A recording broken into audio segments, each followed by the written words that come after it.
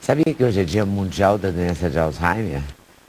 A doença de Alzheimer é uma forma mais comum, hoje em dia, da doença da demência neurovegetativa em idosos e traz uma perda de memória progressiva. A causa da doença ainda é desconhecida. Nós vamos conversar com o neurologista Daniel Paes.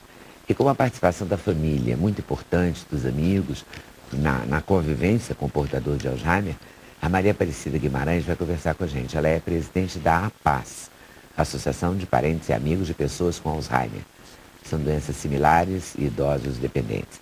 Ela começou a ter contato com Alzheimer a partir da doença da mãe dela. Isso levou longos 15 anos. Hoje ela ajuda outras pessoas que têm o mesmo problema. Hoje é Dia Mundial de Conscientização do Alzheimer. Nesse bloco a gente vai falar com a Aparecida e com o doutor Daniel. Vou começar pela Aparecida porque você teve um caso, né, na sua família. Eu tive a minha mãe. Você viu de perto isso. A minha mãe foi diagnosticada aos 70 anos, muito cedo ainda, né, em plena atividade ainda. E durou 15 anos a doença, o processo, né, e a gente não tinha informação nenhuma. Até que um dia eu tive um surto, porque eu tive um surto, né? Porque ela tinha ligado 43 vezes para minha casa. E deve ter ligado também para as minhas irmãs, né? E aí eu falei, eu preciso de ajuda. Aí me indicaram a APAS. Né? E eu comecei a frequentar as reuniões e nunca mais deixei.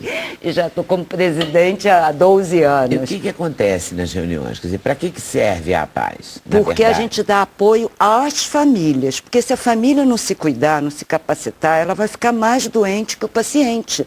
Né, doutor? Exatamente. Então, ela tem que estar bem informada, ela tem que saber lidar, aprender a lidar com determinadas situações que surgem do nada, né?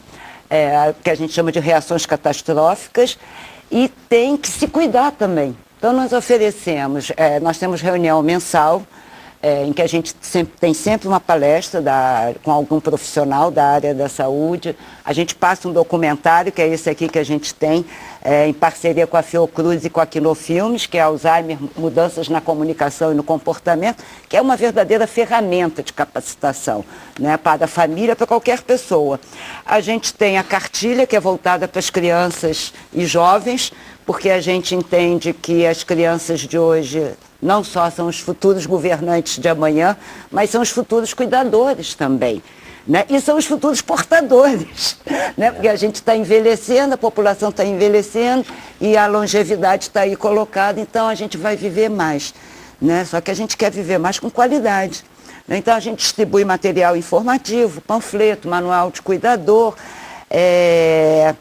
e aí a gente tem o apoio psicológico, né? Nós temos 2 psicólogas que coordenam esses grupos, que são grupos onde todos passam pela mesma situação, alguns em fases mais avançadas, outras no início. Mas é muito bom isso, né? Mas é muito bom porque dividir, né? Poder ser informado. Porque a informação é uma moeda importante. Não, no caso do Alzheimer. É importante em qualquer situação. Mas no caso do Alzheimer é muito importante. E tem mais. Se prevenir, né? Saber que hoje está assim, amanhã vai piorar, né? Porque vai piorar. Aí quando você sabe o que pode vir a acontecer, quando acontece, você já está preparada. Então você sabe lidar melhor com a situação, sem estressar o portador da demência e sem se estressar. É isso que a gente objetiva. Mas é muito difícil, né, quando lidar com essa. Não, com certeza não é fácil em momento algum. Mas a carinha do doutor, doutor Alois Alzheimer, médico alemão, que em 1906 estudou muito essa doença e ficou conhecida pelo nome dele, a carinha dele aqui, ó, na cartilha. Ninguém nunca fala do Dr. Alzheimer, né? A gente só fala do alemão. Só fala do alemão, né? É esse alemão que nos persegue. Até hoje. Pois é, esse mas alemão que nos persegue. Agora interessante, né? Como é que...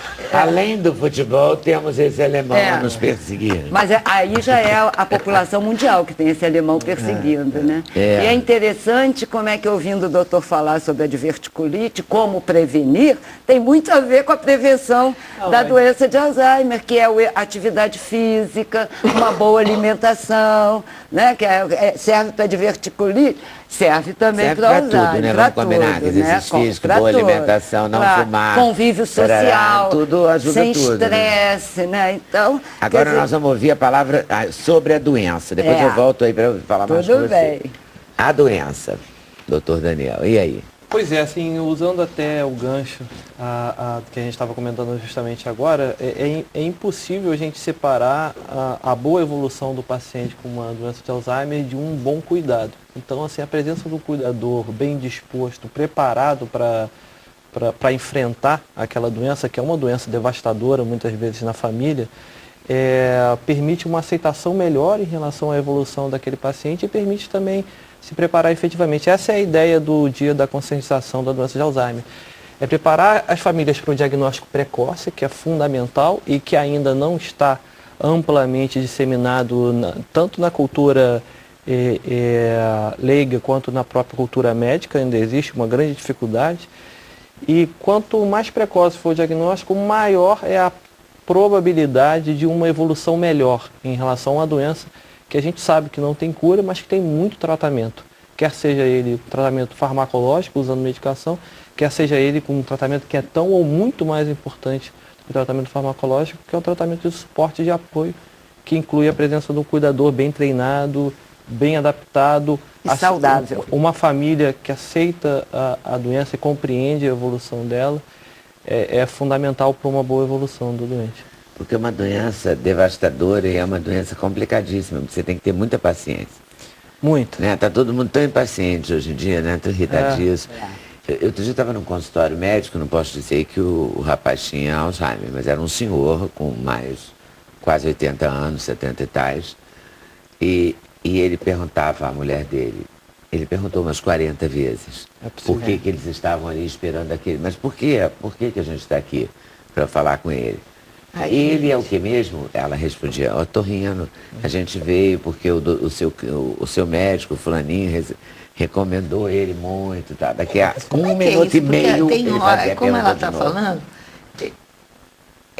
esses rasgos de memória, eles vêm também junto, quando a pessoa já está doente, já está... Olha só, a doença de Alzheimer ela pode acometer uma faixa etária muito ampla.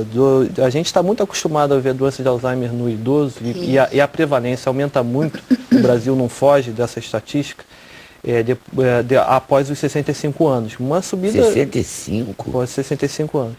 Após 65 anos, a gente tem uma prevalência da doença em torno de 5 a 10% da população, que pode chegar a 30% a 40% após os 80, 90 anos, uma prevalência muito alta. É um grande problema de saúde pública, reconhecido inclusive pela OMS. O Dia Mundial de Conscientização da Doença de Alzheimer não é uma decisão meramente nacional, ela é uma decisão internacional promovida pela Alzheimer Disease International, que é uma associação sem fins lucrativos internacional que promove a conscientização em relação ao diagnóstico. Hoje em dia, o diagnóstico ele ainda é mais facilitado nos países desenvolvidos. Os países em desenvolvimento ainda têm uma prevalência provavelmente subestimada em relação ao diagnóstico da doença de Alzheimer pelo próprio acesso ao diagnóstico. Mas a doença está presente, está prevalente na nossa sociedade, né? Em relação aos rasgos, é importante lembrar que a doença de Alzheimer é a principal causa das doenças neurodegenerativas que levam à síndrome demencial, que é a alteração na memória, que leva a uma disfunção nas atividades do dia a dia. Mas existem outras causas também, o acidente vascular cerebral, a doença por corpúsculos de Levy, a doença de Parkinson. Todas essas doenças também podem levar a quadros clínicos muito semelhantes à doença de Alzheimer. perda de memória, mas não sendo pegando Alzheimer. o gancho que a Regina levantou da memória, a pessoa se lembra quando era pequena, da casa da mãe, não sei o que, e não lembra do que acabou de comer. Recente, né? Olha, esses rasgos, assim, de quando ela lembra do passado, dependendo do grau da doença, tem que intensidade? Então, na primeira fase ela lembra mais do presente, menos do passado. Na segunda fase isso não tem uma evolução muito claramente definida. Isso, como eu estava conversando antes aqui do programa, a gente deve individualizar muito cada caso, porque a evolução ela pode ser em diferentes progressões, né, em diferentes trajetórias. A gente tem pacientes, por exemplo, que têm doença de Alzheimer, mas uma doença vascular avançada, com uma doença carotídea, que tem acometimentos seguidos, isquemias cerebrais, que podem ir ao longo do tempo dando surtos de piora, com algum nível de recuperação, com uma reabilitação.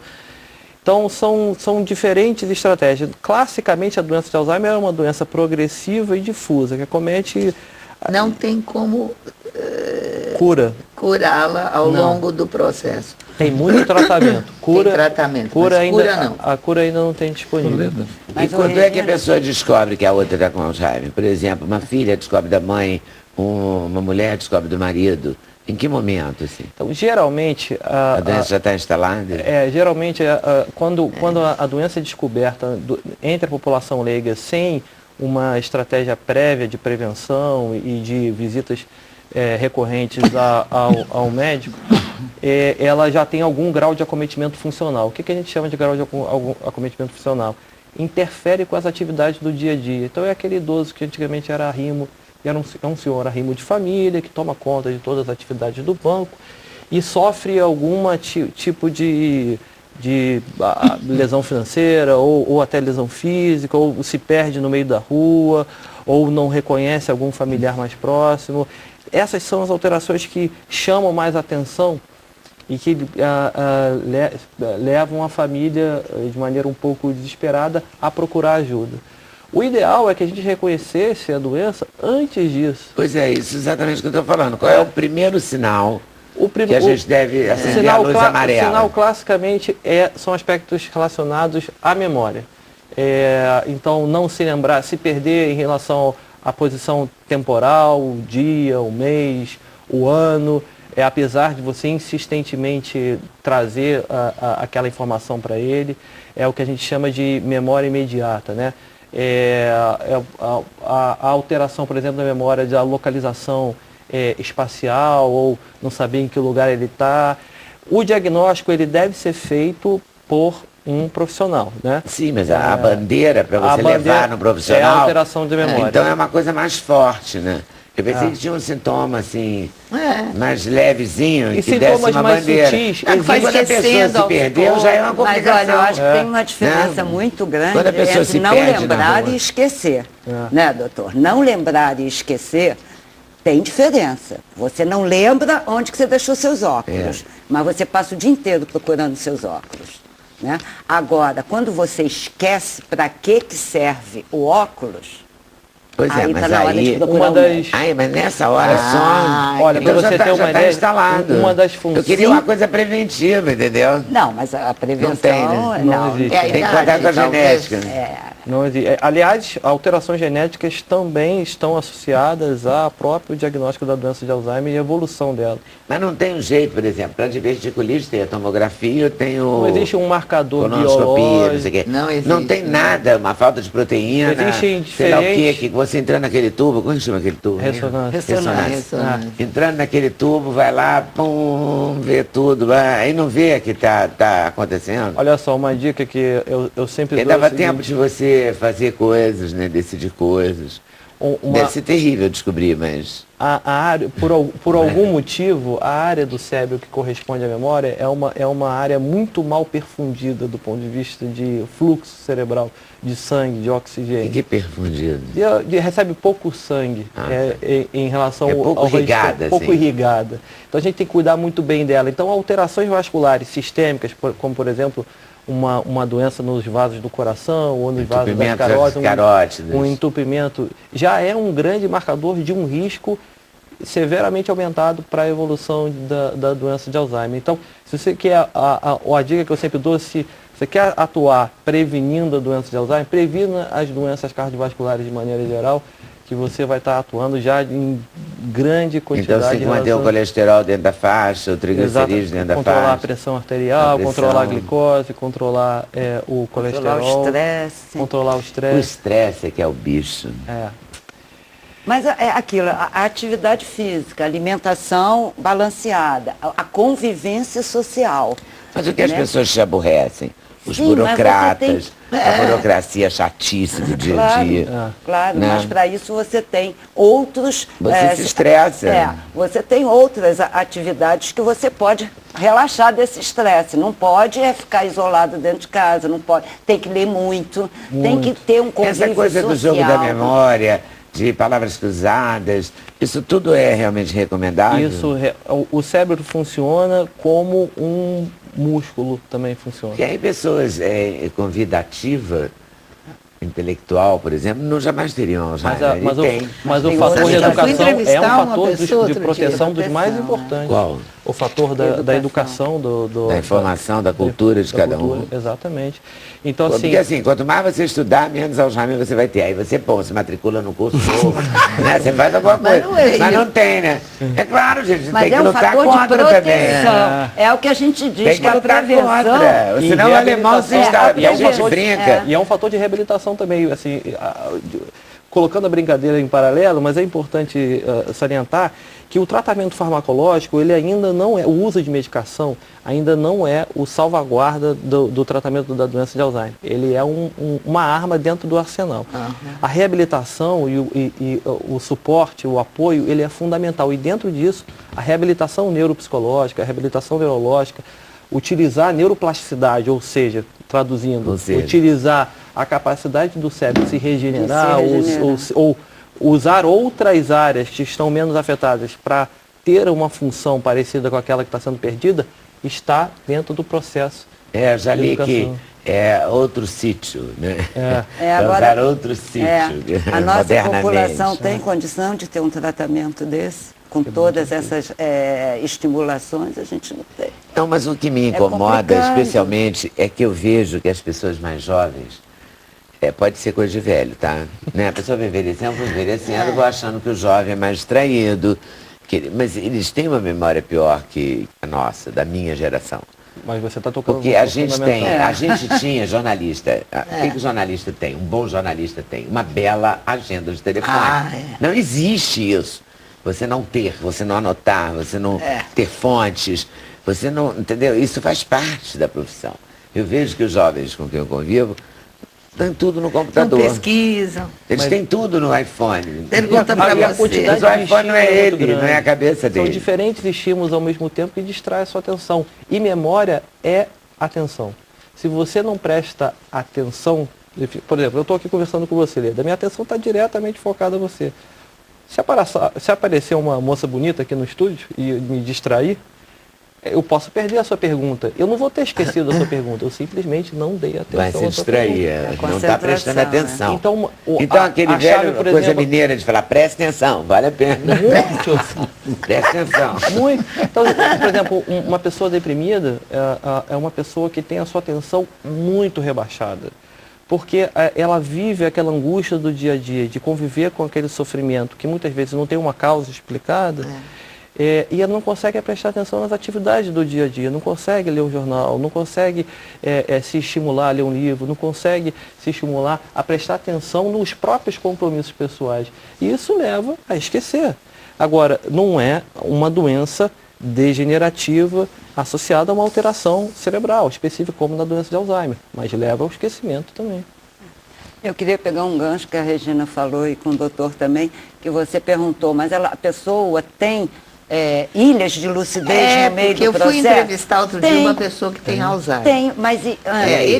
ele sabia, a pessoa sabia as histórias, mas me contou 15 vezes as mesmas histórias. Só que a cada vez que ele contava uma história, ele acrescentava um dado. Um detalhe, né? Um detalhe.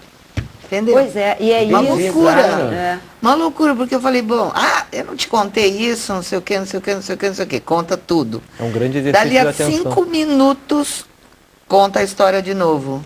E eu gravando, né? Eu falei assim, nossa, mas eu não te contei uma coisa. Já contou. Entendeu? E é ruim falar, Ai, né? foi pra muito pessoa, difícil, ai, porque... você já contou essa história hoje isso que a 3 gente vezes. sugere. É horrível. Porque a pessoa como é que o familiar luta, pode faz entrar isso? até em Ai, não aguento depressão. mais ouvir. E os jovens, imagina. A avó tá lá, louca, lembra, fala 500 vezes a mesma coisa. O cara fala, não aguento mais, velho. Não sei o quê. Pois É por que isso que eu acho que a dá esse associação apoio, ajuda claro. a não falar Agora, isso, né? Exatamente. Já tenha é uma paciência atitude com a sua avó. da família, entendeu? De saber lidar. Agora, isso que você falou, essas ilhas de lucidez que o paciente ainda tem muito no início, confundem a família. Porque como é que a família vai entender que ele não lembra que acabou de almoçar e quer almoçar de novo, mas ele lembra com detalhes do almoço do casamento de 60 anos atrás. Aí a família fica perdida. Doida. E a outra coisa... Mas aí é um sinal evidente. Mas a família não começa quer ver também, né? Aí a família começa a achar que é porque está ficando velho, faz parte do envelhecimento. Aí não leva ao médico. Só vai levar ao médico quando tiver uma crise, como o doutor perder na rua. Exatamente. Agora, quando chega no médico, vai ao médico, pronto. Ele tem Alzheimer, a vovó em questão, ou o entrevistado da Regina em questão. Digamos que a família leve ao médico, o melhor médico que tem sobre isso. E o médico faz o quê? Ele tem um medicamento que estanca, aí ele vai contar só aquela história 45 vezes, ou ele vai partir para não saber comer, não saber se vestir, e vai ter os outros sintomas? Então, Leda, essa é uma pergunta ótima e, na verdade, não existe uma receita de bolo para o tratamento da doença de Alzheimer. O que é mais importante e o que a gente sempre frisa, e é a proposta, inclusive, do Dia Internacional, é de que quanto mais precoce for o diagnóstico, maior é a gama de possibilidades em relação ao tratamento. O tratamento ele é multidisciplinar, ou seja, envolve o uso de medicações que não são o salvamento. As medicações elas funcionam para tentar frear o processo de degeneração cerebral relacionado à doença de Alzheimer. O que os estudos mostram são benefícios comparativos em quem usa e em quem não usa de meses a alguns anos em relação à evolução da doença. Mas não estanca. A perda de memória é nenhum avanço. Não tem cura, é inexorável, é degenerativo, daí a palavra. É progressivo e incurável. Sim, mas não tem nada que estanque o tal do degenerativo.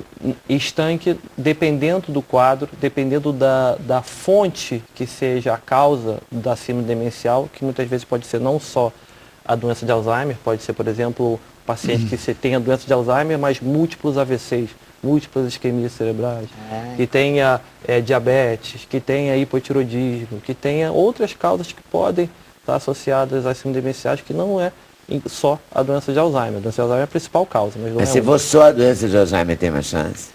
Tratamento de cura não tem. Não, de cura não, mas de estagnação, interrupção da evolução. Existe existe uma chance para frear a evolução. Interromper, não. Frear. Como é que freia? Diminui a velocidade.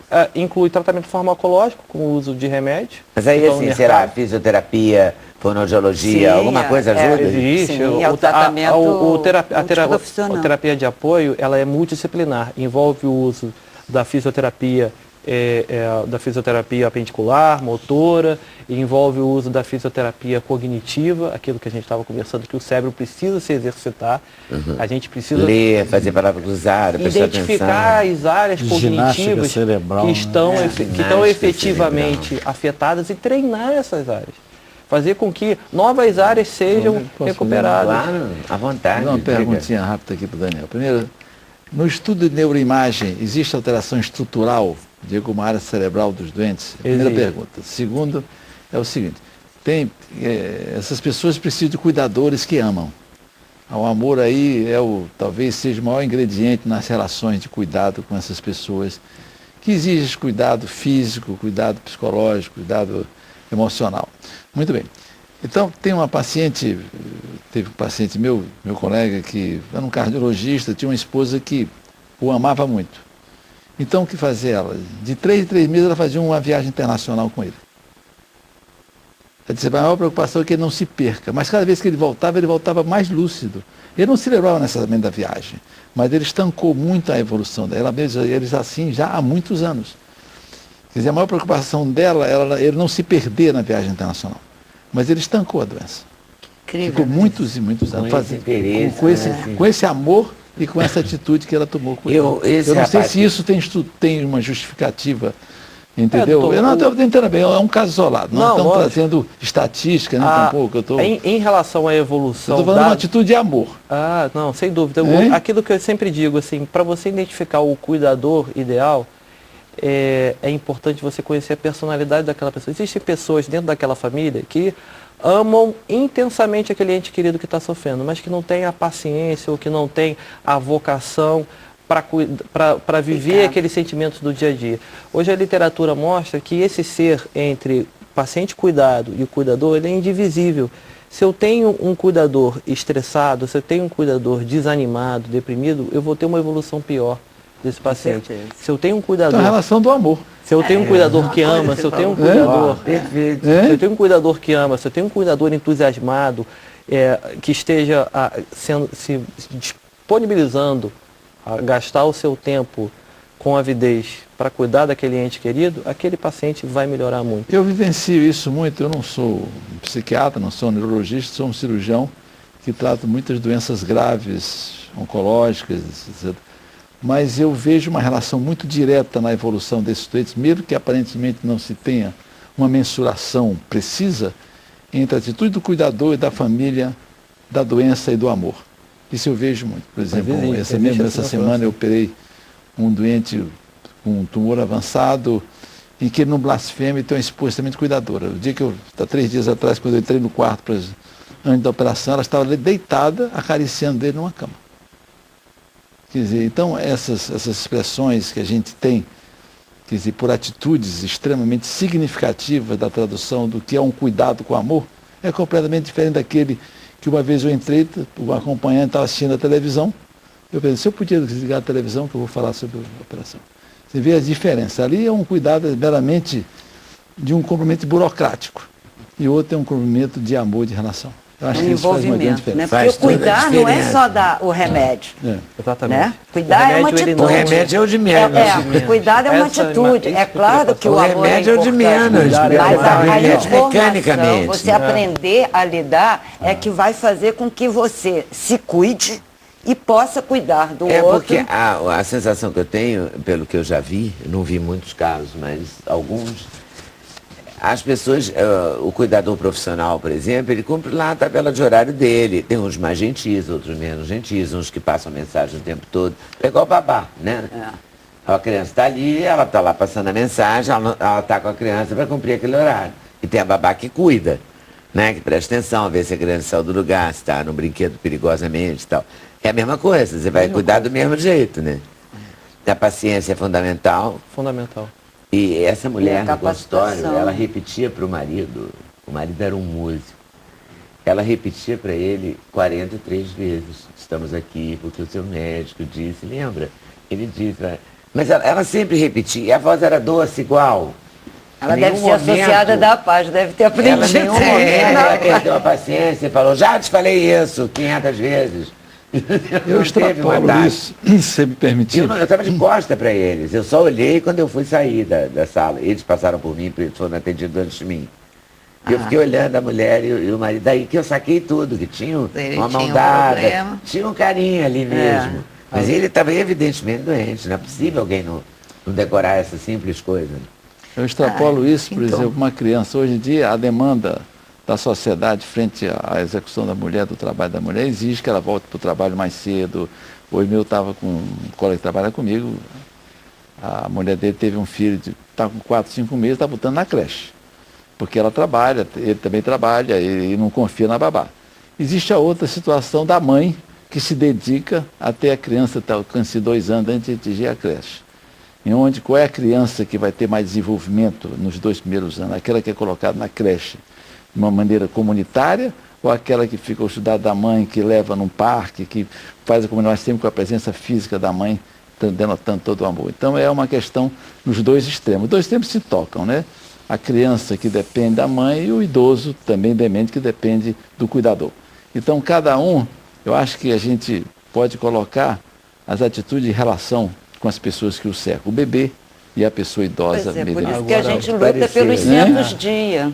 Que é exatamente onde o idoso, a família possa deixar o idoso às 9 horas da manhã, pegar às 6 da tarde, sendo que esse idoso vai ter atividades e a família não precisa deixar de trabalhar. Isso já é uma coisa que está sendo usada por quem tem dinheiro, porque é uma coisa cara. Sim, mas tem que Isso ser que eu público. Mas funciona, tinha que ser público, Tem que ser claro, público. mas funciona muito bem. Porque aí você continua com a sua vida enquanto os seus amigos, porque senão a pessoa que está cuidando também, gente, todo gente, mundo é não é humano. Claro. Com todo carinho, com todo o amor, a impaciência Chega a um faz limite. parte da vida também, né?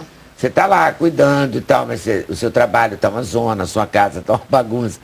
Então você tem que equilibrar as coisas. Claro. Esse tipo de Bom clínica senso. que tem um horário para entrar, Profissional. multiprofissional, é muito legal, inclusive para a pessoa. Claro. Né? A pessoa está lá Porque não junto com fica só vendo outras televisão, pessoas, né? não fica abandonada, porque elas também não gostam de ficar sozinhas. Né? Não, nem nem bom. deve. Agora, o que eu queria também ressaltar, aproveitando esse gancho, é de que hoje em dia o diagnóstico ainda está muito prevalente nos países desenvolvidos, mas existe uma massa de pacientes que não tem condições de sequer ter acesso a um médico, que continuam vivendo em função também tendo o diagnóstico da doença de Alzheimer. Então, a doença de Alzheimer ela é ainda mais devastadora nas camadas sociais mais baixas. Menos Mais favorecidas, baixas, com certeza. E isso é um problema de saúde pública que sério deve isso. gerar A única políticas públicas. É de verdade. saúde A em única relação a coisa isso. que é a favor dessa população de mais baixa renda é que os vizinhos, há uma solidariedade. A gente estava comentando né, isso. uma coisa, uma rede de proteção natural, espontânea. Mas com doente mental, com todas Com as criança, doenças, né? Com o portador de deficiência. Quase sempre a correria é outra, o olhar é outro. Eles se mas cuidam. o Se acesso- cuidam, o acesso exatamente, também para se profissional proteger, né? Claro, Porque claro. Ô, aqui Daniel, fora não. da pergunta do nosso colega, eu me lembro que quando eu era estudante de medicina e começou a se falar em Alzheimer, que ela era chamada de demência pré-senil. Ela ocorria, quer dizer, era dado o diagnóstico quando uma pessoa fora de uma idade já avançada, ainda razoavelmente jovem, tinha déficit de memória. E o idoso, ele era colocado como o velhinho, gagá, ele tá gagá, ainda, né, Gagá, tá gagá, isso é da idade, tá esclerosado, né, aquela coisa. Eu queria saber mais, assim, essa coisa, você já definiu a faixa etária e tal, mas a pergunta é, o Alzheimer hoje, ele é melhor diagnosticado, né, ou, na verdade, não estaria havendo um aumento da incidência da doença, entendeu? Porque à medida que você tem métodos de diagnóstico mais fáceis, fica mais... A frequência vai aumentando, né, dos casos. Júlio, sua pergunta é ótima. Na verdade, você já deu a resposta. Aconteceu as duas coisas durante todo esse tempo. Aconteceu o diagnóstico, melhorou muito porque os critérios ficaram mais claros, métodos de imagem facilitaram muito também o entendimento do diagnóstico que é clínico, não necessita de nenhum exame de imagem, importante lembrar, necessita só para excluir outras causas. E também aumentou muito a incidência. Existem estudos da Associação Internacional e da própria OMS de que a prevalência de doença de Alzheimer, não se assustem, dobra a cada 20 anos. Nossa Senhora. Então, Nossa, uma faca no pescoço. a expectativa de vida aumentou muito. Existem estudos do próprio Instituto Pereira Passos mostrando que uma pessoa ao nascer em Copacabana há 20 anos atrás, 30 anos atrás, tinha uma expectativa de vida próximo dos 70 anos. Hoje ela tem, na média, 85 anos. Então, a prevalência vai naturalmente Aumentar. E fora que também acho que estuda-se mais, né? Exatamente. Então o diagnóstico deve funcionar mais rapidamente. A gente falou de Alzheimer com a Maria Aparecida e com o Daniel Paes. Há um exame de sangue que mapeia e detecta o gene causador do Alzheimer através do teste molecular? Sim ou não? Existem alguns testes para tentar avaliar alguns subtipos. É verdade que a castanha do Pará é boa para Alzheimer?